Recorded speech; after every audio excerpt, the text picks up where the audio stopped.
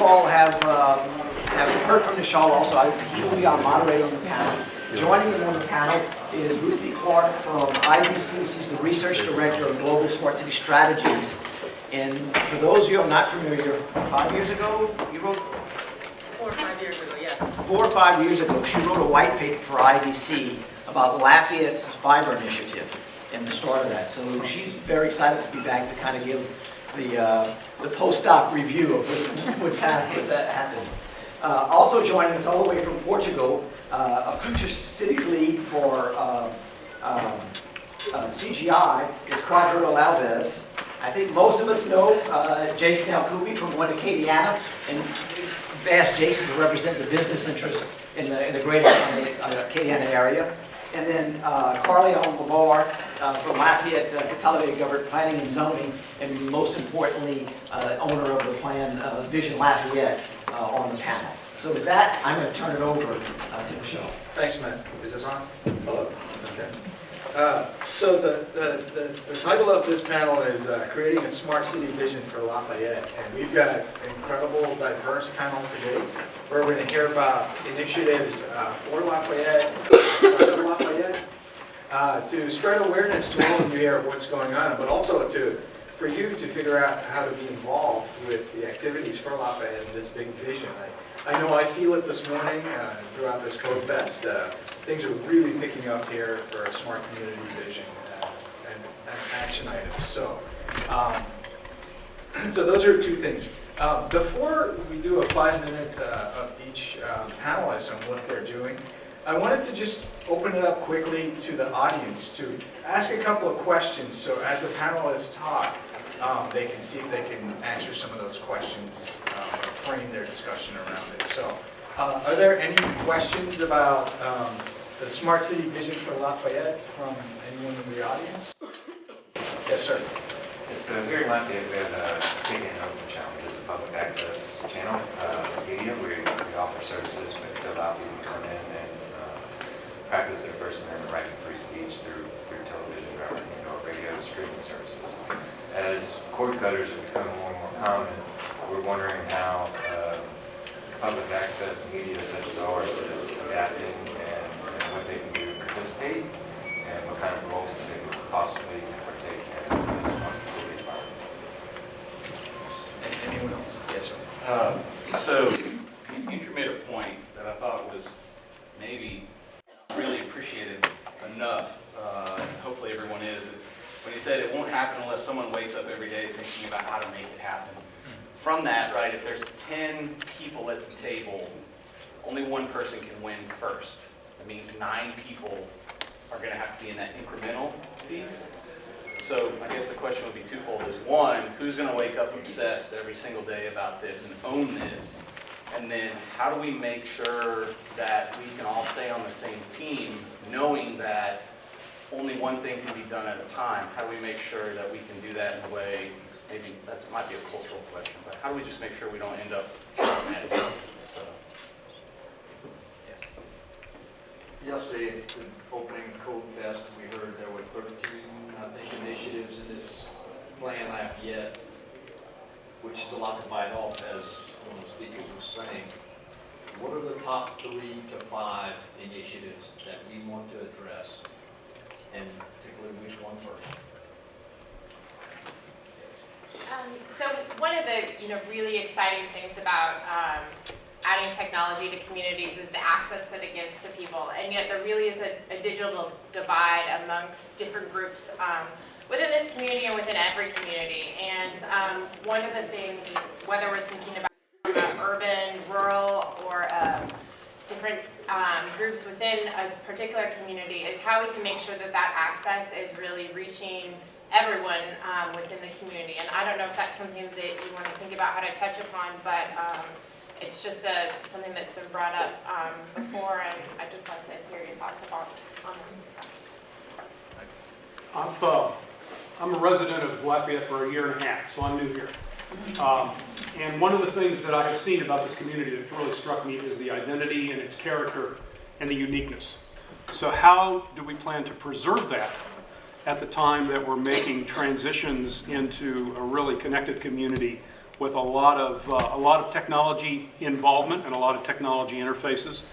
So how do you balance those two, tradition, uniqueness, identity, character, with progress? Anyone else? Those are, oh, you have one more in the back? I will actually, I'm Dr. LeBlanc from the school board, and I'll kind of piggyback off of Dr. Oslin's question, because I feel like a large quantity of resources in terms of workforce can be found in some of our urban communities, but the resources for those particular students are very, are very lacking. So in terms of Wi-Fi access, they may or may not have that, but they also may or may not have access to the actual devices at home. So they are very interested many times in the technology pieces and what they can do with technology, but the creativity and the innovation that comes from those students when given those experiences, amazing, absolutely amazing. So anything that we can do, and I know we have so many people in this room that have so many resources themselves and the networking possibilities to bring those resources to those communities for those students to grow and develop and nurture those actual creativity pieces within those students. I mean, we have a workforce just ready and willing. We just have to develop them. So, thank you. So I heard two things that Andrew mentioned that truly resonated with me. Amongst the many things you said that were so valuable, one was relationships and how important they are to the entire ecosystem. And I heard you mention 125 events a year. And the other thing that you meant, and so that's, a huge nucleus of opportunities for the type of relationships in a sustainable fashion. And the second thing was the collective impact organization. I've seen that model in so many cities. That CIO is what ratchets the RPM of all the stakeholder groups and is able to operationalize in a sustainable fashion. So I guess the question for the panel is, as we get started, what do they envision as next steps for Lafayette? Going once, twice. Andrew talked a lot about grants and that kind of being the fuel for Chattanooga and the cities. What about the private community and the private investors? How does that fit into the picture, short and long term? Well, thanks so much. I mean, we're talking about smart community here, and all these questions I see: communication, participation, next steps, resources, human capital. So, as you guys talk about progress that you've made and what you do, if you can incorporate some of those themes or specific questions, it would be awesome. Okay, do I need this? Can you guys hear me if I talk like this? All right. You can't hear me? Oh, all right. Now I have to go like this. I can't like this. Okay, that's fine. So I have about 5 minutes to just sort of make some opening comments and also introduce myself very quickly. So just a quick introduction. My name is Ruth B. Yesner-Clark. I'm a Smart Cities Analyst with IDC, which is a high-tech research and advisory firm. And I come from the public sector. I have a master's in social work, so a community organizing, public sector background. And also have an MBA, so that is where the technology and technology for good comes into play. And I was able to merge these two at my company by launching a smart city practice in 2011, when nobody knew what I was talking about, especially the cities. And a few vendors were talking about this. So this is super exciting for me to come here and see how much progress we've made about thinking about a really complex topic. I no longer have to spend the first 10 minutes explaining what it is. So that's just a little bit about my background. We have a global practice and we work with cities and vendors. So I think what I wanted to just open up with, and I don't know if I'll get to all these questions, hopefully I'll touch on them a little bit. I think all of them are great and worth like an hour at least of intense discussion. So I think I just wanted to start by saying, why cities are really important, why smart cities in particular are important in terms of what they're trying to achieve, and why Lafayette in particular is exciting and important. And as Matt mentioned, Lafayette came on my radar 4 or 5 years ago when you guys started to sort of publicly talk about, you'd started to really implement your fiber to the home network. And at the time I had been researching how we can take this really complex ecosystem issue of smart cities and think of a common roadmap that cities can use, which a lot of you guys are sort of mentioning in your questions. One is that cities have common problems. They all have digital divide issues. They all have traffic congestion. So how can we take these and have an overlay that provides a roadmap? And as I was researching success factors, and we have a model and we have 19 success factors, Lafayette came up as somebody who's implementing in their sort of fight for fiber to the home a lot of these best practices. And so that was really exciting to me and why I ended up writing this paper with, sponsored by Jay McGraw, who owns a company that owns S&P Ratings, which did some year-long ratings. So that was the big backstory to that. So I think the really quick point about cities and why it's so important to talk about what we're talking about today is we see a lot at the state and federal level that is philosophical, political gridlock. And I think the importance of cities is that we are pragmatists. And like Molly said, we're keeping it real, right? We actually really care about trash pickup and flooding and what's happening day to day in schools. And we're not so concerned with the jargon that often gets us stuck around issues. So I have not met a city that does not want parks and open spaces and clean water. But the minute you start talking about climate change, the whole conversation shifts. So I think what's really exciting about cities is you have small groups that can come together as pragmatists and sort of leave some of these really jargonized issues behind us to get things done. And why I think smart cities are important, and I'm just going to tell you what my definition of smart cities is. So I think we're talking about accelerating digital transformation in an urban ecosystem for specific outcomes, specific objectives that are financial, social, and environmental. And so the key words for me there is a digital transformation, which means it is rooted in technology. It's rooted in innovation and change, which is really hard and takes some risk and is very hard for local government to deal with. It's talking about an ecosystem, which I think the other speakers before us really addressed very, very well. So I won't go into that, but it's all about objectives. So as pragmatists, we are focused on the digital divide, the trash pickup, the economic development, job growth issues of the city. And the technologies only are there to meet these objectives.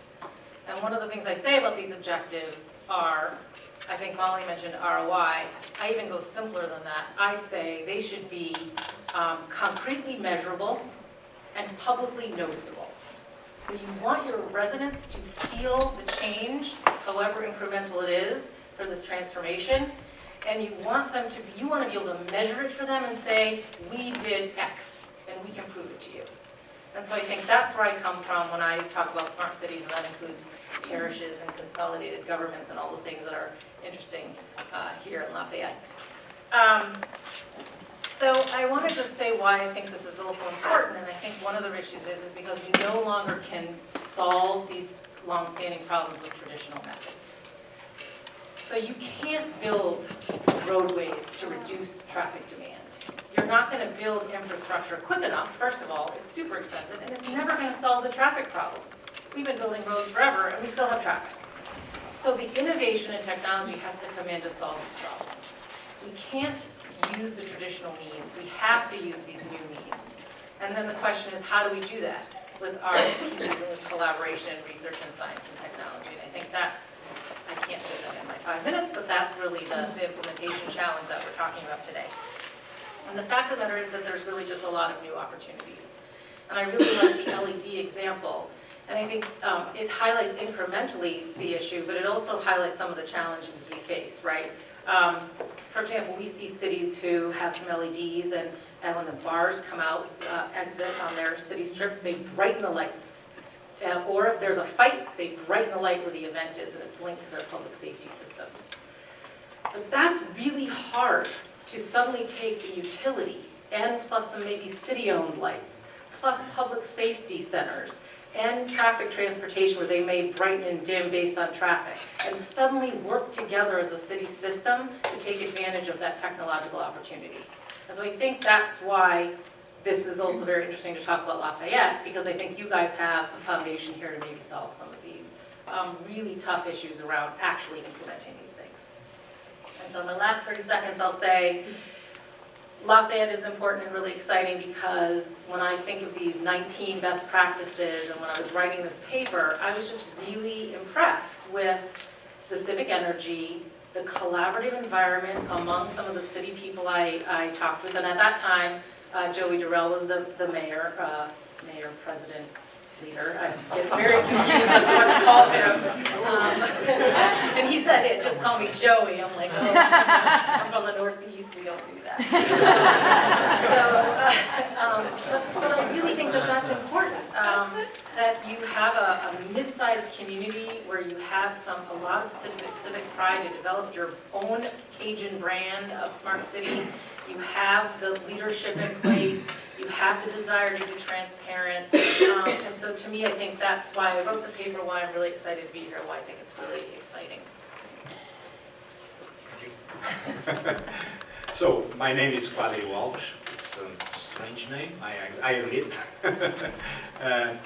I'm leading our Future Cities program at CGI, and I'm meeting cities in different parts of the world, and it's interesting that many times I tend to refer Lafayette as an example. And it's great to be here because now I can say that I've been here and not only talking about something that I heard from my colleagues. So it's really great to be here. And so picking on some of the things that I've been asked to is telling about my experience and what I'm seeing about what is being done by cities in different geographies. I think some of this has already been mentioned, but I will try to do some kind of a systematic approach to this. First of all, picking on Ludmila's definition of smart city, which I think is great. I think technology plays a role in smart cities, and it's an important role, but we should not make it the only thing about smart cities. So technology is not only thing about it. And sometimes it even can be used in the wrong way, so we need to be careful on how to use technology in smart cities. So I think it's probably a good idea to start at a higher level, looking at the city on a sustainability perspective. How can a city be sustainable for the future? Then defining a vision for the future of the city, defining specific objectives, and then now we come to objectives that can be quantifiable, and then start from that point, start defining what the smart city could be in the future. And that's really important, because starting from the technology and seeing how can we use technology, it's probably not a good idea. It's better to use what we want to be in the future and how we can use technology in our own advantage in order to do this. And what I see, and I've been discussing this in the morning, and I was reading your city plan, which is an extensive plan. I think it's a great start, and it's a great advantage that you have, because you have it already. You have clear ideas where you want to be. So it's important now to make sure that you have the right technology initiatives that serve this plan. And this is updated, of course, normally a long time. So a big part of my time is dedicated to see or to discuss with cities how technology initiatives can be related and connected to these plans. And how, when you start a technology initiative, you are sure that this initiative will contribute to specific objectives that the city has defined already. And this is really critical, because then it's easier to justify what we are doing, how we are doing, and so on and so on. We can see some cities where some initiatives are being made, still in the opportunistic way, or in the opportunistic stage, And then sometimes these initiatives die because they are not really connected with the vision of the future. So this is really important. Another point that I would like to highlight is about citizen engagement. This is a lot discussed, and the citizen engagement, it's really important, not only on the perspective of understanding what citizens need or what citizens expect from the city, but also on the perspective of having them as active collaborators in the process, as active contributors in the process. This really makes a difference from a kind of a passive perspective, where they just give you some information, to a more active perspective, where they really participate and then they influence the process. And I've learned also that in the plan there was significant citizen participation, and that's great. It's important that that continues over time, and the hackathon that you are having here during this weekend, I think it's a good example of how this can also be made. Another point that I think that is also crucial, and once again, there are good examples and there are not so good examples of how cities are doing it, is sometimes we see smart city initiatives being influenced by the way the city is organized. These silo problems that we see in the city. And sometimes we see smart city projects divided in transportation, energy, healthcare, and so on and so on. This is a big mistake from my perspective. So it's important to have a cross view of the city and how the different departments and areas of the city can work together. Even in departments, I can remember some time ago where I was speaking in the city and we were talking about leveraging their technical resources, and they were telling me that they couldn't do this because they were separated in several sub-cities, and each sub-city was managing their resources, that they couldn't share them or something like that. So it's something that we need to fight against. And fighting these silos, it's a really important part. Not silos inside the city, but silos outside the city. And we heard today about these ecosystems, collaboration between different universities, companies, smaller and bigger companies, and so on. It's important, but also between cities. And this is especially important for smaller cities, where scale might be a problem in terms of these projects. So having a way to collaborate between smaller cities, I think it's also a great idea. Instead of having 5 smart city projects, having one smart city project that is shared across different cities. And we are seeing a lot of that, for example, in Northern Europe. I think there is even a collaboration between a city that we work with, the city of Tampere in Finland, where they have now a collaboration across 5 cities in the region with a common project. I think this is also a good practice and a good idea. Just to finish, I have no idea how much time I used already, but just to finish, something that is now coming a little bit more to the technical part. These are all great ideas, all the projects that we try to implement on a roadmap, and picking the roadmap. The idea of a roadmap is really important, because in a roadmap you can have ambitious long-term view, but at the same time you can do it piece by piece without engaging in too complex projects or things that will deliver results only after some years or something like that. But it's also important to make sure that the different projects that are in the roadmap can be integrated, can share data between them, can share devices between them, and so on. And these projects are not also by themselves islands. And so what we are also doing some effort now, and working with cities and so on, I think this is important, is to figure out different ways how we can not only integrate future projects, but also the projects that are already there, and that sometimes are separate. And coming up with some standards and even open source solutions that can make it easier to do this integration, it's something that we are working on right now, and it's important. It's not easy to solve this problem, I'm sure, but there are some examples A great example of this, for example, is what Estonia did as a country. It's a country, but it's a country the size of a city. So it's a good example of how they did this integration, using some common software parts, but also using some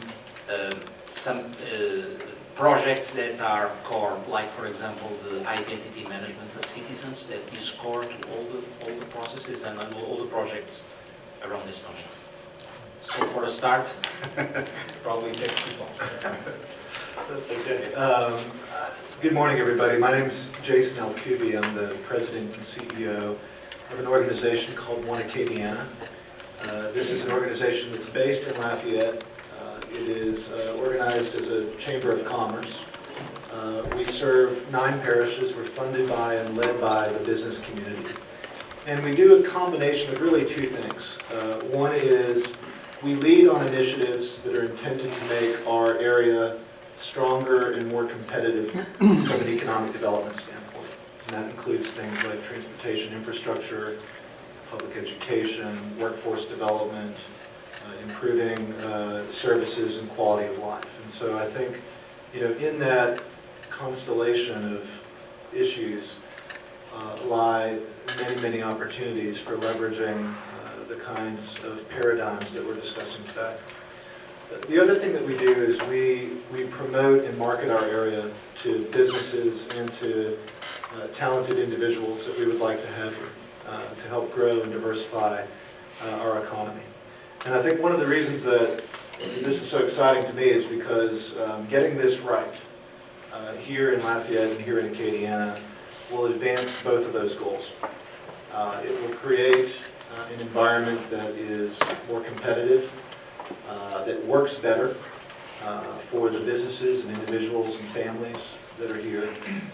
It will also create an ecosystem that will help attract more of the kinds of enterprises and talented individuals that we would like to have here. So I think where we go from here is very consequential. And we should recognize that this probably wouldn't be happening today in such a robust way were it not for the many different parts of the ecosystem that we have already established, including a software development industry that is rapidly growing here and ought to be nurtured through initiatives like this. As I reflect on sort of the broader environmental issues, I think there's a couple of things that we ought to recognize about the way government functions that I think could be dramatically improved through this. The first thing is that there is a growing chasm between how the private sector has leveraged technology and how government has done it. I would guess, like me, that most of you, if you got a check in the mail, would get that thing deposited in your bank account in about 30 to 60 seconds with your smartphone. And yet, in many government transactions, you have trouble using a credit card. You've got to go to the office and so forth. And so, for individual citizens, that chasm is becoming increasingly obvious and increasingly painful. And that's not a Lafayette thing. That is a government across most of the world thing, although I think our experts here can point to some exceptions. The other thing that's worth pointing out is that in the private sector over the last several decades, there has been a productivity revolution. More output is being delivered per unit of input because of some really hard choices and some really smart investments, including the deployment of technology. And government across America and across most of the rest of the world is behind that. And I think increasingly you're seeing citizens here and elsewhere demand that government make some of those hard choices to, in essence, do more with less. I think this smart city paradigm is part of how we accomplish that. Probably not the only thing, but certainly a very promising piece. One of the questions that was asked a moment ago by someone in the audience is how do we make sure that we listen to and respond to the mantra that came out of Chattanooga? How do we make sure that we've got somebody who wakes up every morning thinking about how to get this done? I think there's a couple of things I'd like to respond to that with. One is that I think it would be helpful to have at least one individual doing this full-time, ideally funded by a combination of both the public and the private sectors, so that they're accountable to both. And I'm seeing some heads nodding from the expert. The other thing I would want to, the other thing I would point out there is that that's something that I personally would be very committed to helping get done on behalf of the business community, on behalf of One Acadiana. I know that the other institutional partners in our area would also be committed to that. So I want to make sure that we get that done. One of the things that I would like to pose are some of the issues, the challenges that I think are critically important that could be advanced through this kind of paradigm. I think in the course of this conversation, we'll talk about a lot of basic governmental services. Trash pickup was mentioned just a moment ago. I want to talk about some of the broader issues that are important to business, and I think these are probably things that are important to individual people as well that might not always get mentioned in the smart city conversation. One is that, as you've already observed, we have an incredibly culturally rich and diverse area. And it seems to me that we could use technology to connect people to those cultural assets, to make them more accessible, to educate folks on those assets, to identify ways of bringing those assets together, particularly because we live in a mostly rural setting. And so there's a lot of distance to be connected, and can be connected like that through technology. Another area is public education. Here in Lafayette Parish, we have about a $1 billion backlog in terms of our public education facilities. We've got a chance to help address that later this month through a public vote, a half-cent tax, 100% dedicated. It's going to roll off the books when it's done. That will replace 248 temporary buildings. I think as while this huge backlog in facilities is mostly seen as a challenge, I think we should also see the opportunity to get this right in terms of making sure that we're building facilities of the future, thinking about the right deployment of technology in our education facilities to enable all sorts of things that you guys could probably point to, but among other things, making sure that we don't just do what we've always done, which is kind of pitch down the middle to a classroom of 30 students when technology can provide very individualized attention. The Khan Academy comes to mind. One of the other very important things to think about is in workforce development. With a rapidly evolving economy, we're seeing adults who are already in the workforce that are having to keep up with new demands, retraining, reskilling, like never before. And we see in Louisiana, here in the Acadiana area, some gaps between the demands of our economy and the supply of our workforce. One Acadiana, working with our partners, has begun to bridge that gap. We have funded, and Anna Osland, who's with us today, is leading the charge to implement a technology platform called NEPRIS, which connects employers with students in the classroom virtually. CGI and others have already begun using that platform. I would encourage all of you to use it as well. But that's really just the beginning, I think, of finding ways to track, monitor, and ultimately connect the supply and the demand in our workforce. There's a whole host of transportation issues that I think are that have probably already been mentioned, but certainly they would apply here. The last thought I have is, you know, I think there may be some opportunities we have to deploy the smart city paradigm. I should say, I think we may have some advantages in deploying the smart city paradigm because we are a smaller city, because the scope is not, you know, a metro area of 10 million people, but rather, you know, a city of 125,000, a parish of 250, a region of 500,000. And I'd be interested to know to what degree public and private sources of funding and expertise have recognized those differences between large and small areas, and to what degree they have kind of created separate pools of funding for small versus large places. My last thought is, you know, one of the concepts that's been advanced, and I think Chattanooga has really embraced this, is the concept of an innovation district, identifying a place, you know, a unit of geography much smaller than the city itself, a downtown or an urban core, where technology, assets, and activity can be concentrated. You know, so I wonder what sort of opportunities we have to start within a smaller unit of geography, particularly for prototyping and you know, getting some of the kinks worked out before things are deployed citywide.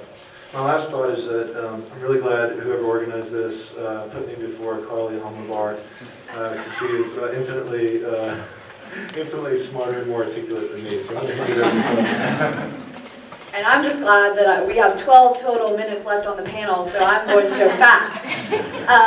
Good morning, everybody. My name is Carly Olivar. I'm the Planning Director, Planning and Development Director at LCG. I've been furiously taking notes, and so now I can't really make sense of what's here, but I'm going to do my best. A lot of you, I've got to know a lot of you in the room over the last few years through the comprehensive planning process. A lot of you have participated in it, Plan Lafayette. And those of you that remember kind of the PR outreach that we did in advance of adoption of the plan may remember that the 465 action items that we created, that we had pulled from feedback over months and years of community input, we've dropped those into 4 what we call buckets.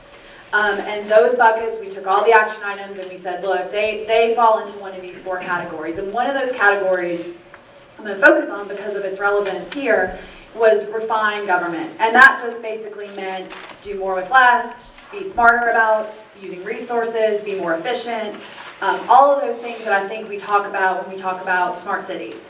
I think smart cities, to me, yes, it's technology. We're going to do it 9 times out of 10 because of technology, but ultimately technology is a means and not an end. And when we have these conversations, especially in the planning world, that's really what we mean. It's how can we get better at service delivery. Sometimes, a lot of times, that's going to be because of resources made available to us through technology, but that isn't, again, and that's a means and not an end. I do agree, of course, because it's probably my job to agree, that a lot of this can be implemented and kind of catalyzed by the shared values that are in the comprehensive plan. We have 465 action items, as I've discussed, and probably somewhere in the neighborhood of 200 are actively being implemented, which if you take into account it's a 20-year plan, that's a pretty good track record. We regularly report on that. We do an annual report in June and July of every year, and we'll be doing that again this summer. I also just want to echo a couple of the comments about collaboration and resource allocation being so challenging. These types of, for us to be a truly smart city, these types of conversations will have to happen again and again and again, over and over and over again. And then just when you think everybody's on the same page, you'll have to start over and have it again. In terms of, I want to talk to Conrad's question about where are we now, I think there's a lot of opportunity to look at, and this is kind of what my planning staff is doing, is look at where we are and the items that we have checked off in the plan or we're currently underway with. You know, I think about 65 of the action items in the plan were sort of taken care of, so to speak, with the adoption of the Unified Development Code. We still want to work on a lot of those. About 40 were incorporated into Project Front Yard. About 20 or so are part of the I-49 work, which, as you know, is ongoing. And so there's a lot of things underway, and there's probably a little bit of an opportunity to get our feet under us with another batch of 20, 30 action items related to smarter government. So I think today's the start of that conversation. I'm really excited about that. I also think there's an opportunity working with both Tanya and her staff, Shanae and her staff, to take what was a devastating event in 2016 in August, the flooding, and use that to rethink what sort of opportunities and necessity comes from that. One of the terms I think we've all heard a lot since the flood is the necessity of building multi-purpose infrastructure from here on out. There is no infrastructure that can just serve one purpose, and us actually have efficient use of public resources anymore. So I think that's a lens that we're going to be making decisions on from here on out. While the flood was terrible, it certainly has brought resources into our community and knowledge into our community that it's now our responsibility to take advantage of. From a development friendly, where I sit is helping buildings get off the ground, helping people develop their property. There's certainly millions of opportunities to use technology and information better between our possibilities with mapping and GIS and land use and transportation planning. I mean, Plan IT that we saw this morning that I was just blown away by in Kansas City, I think, that I can't wait to go research after today. And then finally, I just want to say that I'll just kind of close with, again, it's going to be the collaboration, the relationships, the continued communication. You can just never talk to each other enough. That's going to ensure that we make ourselves a smarter, more connected, more intelligent community, making better decisions with our limited resources. So.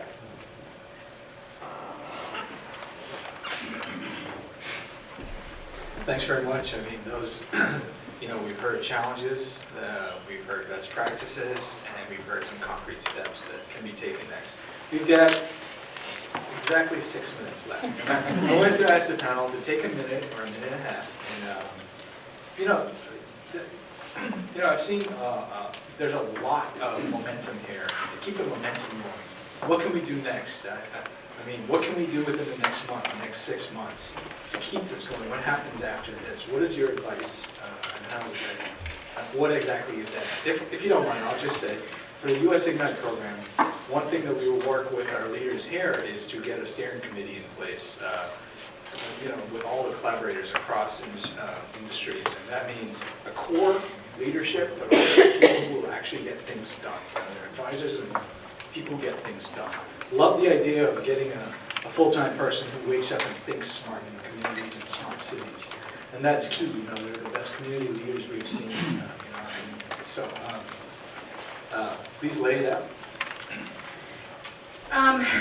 So a minute, there's so many things, there's a lot of questions, but I'm going to focus on a comment about bringing 10 people in the room and collaborating and who's going to win first, and also this idea of who wakes up with being obsessed. I think the challenge is you actually need more than one person who wakes up obsessed, but you can have a leader who wakes up obsessed. So I love the idea of a funded person jointly who wakes up leading the effort, but the effort then has to be federated throughout the departments. So one of the models we've seen in Boston and San Jose and some other cities that have really worked well is to have someone who's leading the charge, maybe a chief innovation officer or a smart city director, but then they identify a change agent and a supporter in every organization in the city that then, is feet on the ground, feeds information back, also gives information both to the people in that department and back to this person. So I don't think you can have just one person in charge waking up obsessed. You have to have one person who's leading the charge, and then there has to be a distributed network of people. They don't have to be new people. They can just be people who are really interested, who are already there. Maybe they've been with the city or parish for 20 years. You just need to identify the active participant who's going to hold sway within that department and can help. So I think that's one thing. And then I think you need to sort of change the idea about maybe who's going to win first and have it be 10 people at the table, somehow we got to figure out how to even share budget. And so there isn't a winner, because an incremental project maybe has a long-term effect, and maybe there's pools and resources that happen that actually shift the way siloed budgeting is done. I think that really is underlying a lot of this, is the power play and who has money and who keeps it within their system, and how maybe, and that's a really hard suggestion, but that's the one suggestion. And then the final point is just about, you know, the digital equity and the fact that you have this potential to redo your building and talking about flooding. I mean, I think the key mantra there is smart infrastructure. So when you're thinking about building new infrastructure or fixing infrastructure, there has to be a consideration around the sensors and the digital infrastructure that's going to be in play.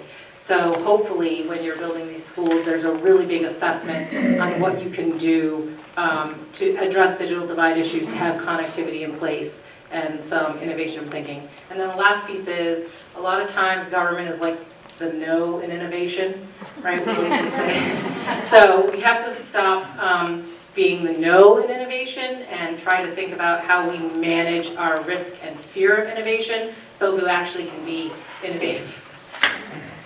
We have 3 minutes before Matt throws it. Sorry. So I hope to be very I seen the mayor. So I agree with the governance aspect that you mentioned. I think it's really important so that the ecosystem runs as smoothly as possible. So I think this is really important. I think that relating these technology initiatives to the big objectives that have been defined, I think would be an important aspect also.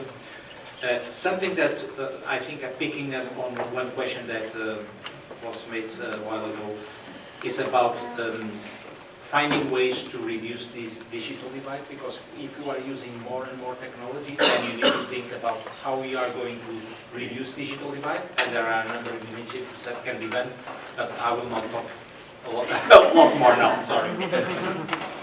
I've got two thoughts. One is we're already well on the way, not just because of the conversation today, although that's a big part of it. We also learned some very exciting news just in the last couple of weeks that we have funding through the Mozilla Foundation to hire a full-time person to work on this stuff on behalf of our community. The same people who organized all of this today are largely responsible for securing those dollars, so we've got a debt of gratitude. You should probably clap it up for their leadership.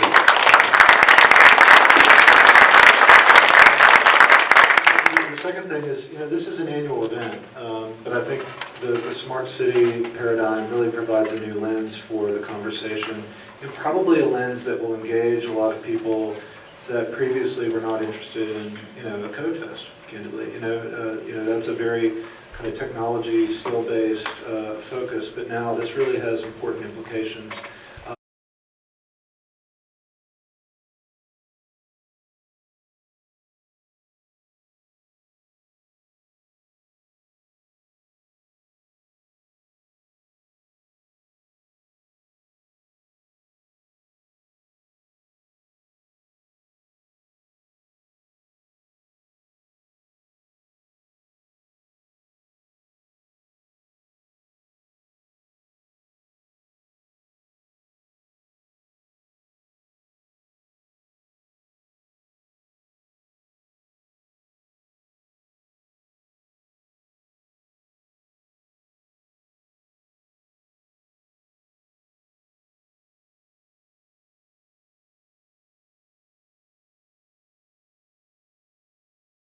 Effort between the Downtown Development Authority, the Public Works Department and LCG, the Planning Department and LCG, and the library to make sure that that transition and rollout was really smooth. And so, you know, the reason we did that was based in not technology, but smart city principles. We had a corridor that had a lot of accidents. We had underutilized infrastructure because we didn't need all those lanes. We had a barrier problem from the northern neighborhoods into downtown. So we were able to rethink using kind of interdisciplinary thinking and planning. We were able to rethink a problem and come to a solution. So, kind of going like, where do we go from here? It's about thinking smartly about deploying resources, whether that's technology or otherwise. So thank you guys all for listening. And I just want to say thank you to our panelists for sharing their perspective, experience, institutional knowledge, and to keep the conversation going after this. So a big round of applause for them.